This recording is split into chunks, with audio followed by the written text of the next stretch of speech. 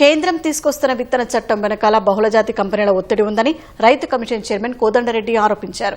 రైతుకు భూమిపై హక్కు ఉన్నట్లే విత్తనంపై హక్కు ఉండాలని అన్నారు. కేంద్రం విడుదల చేసిన విత్తన చట్టం 2025 ముసాయిదాపై రైతు కమిషన్ ఆధ్వర్యంలో హైదరాబాద్లోని బీఆర్కే భవన్లో సమీక్ష నిర్వహించారు. ఈ విత్తన చట్టం బహుళజాతి కంపెనీలకి లబ్ధి చేకూర్చేలా ఉందని, చట్టంలో కొన్ని సవరణలు చేయాలని కోరారు. విత్తన బిల్లు అనేది రైతులకు రక్షణ కల్పించేలా ఉండాలని అన్నారు.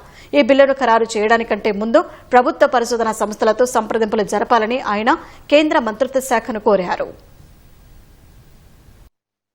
విత్తనాల మీద నియంత్రణ లేదు, ధర నిర్ణయించే వ్యవస్థ లేకుండా అయిపోయింది. పూర్తిగా ఈ బాధ్యతలన్నీ కూడా విత్తన కంపెనీల వాళ్లకు అప్పటి ప్రభుత్వం అధికారాలన్నీ కూడా వాళ్ళకిచ్చింది. విత్తన హక్కును ఎవరు కూడా గుంజుకోవడానికి లేదు.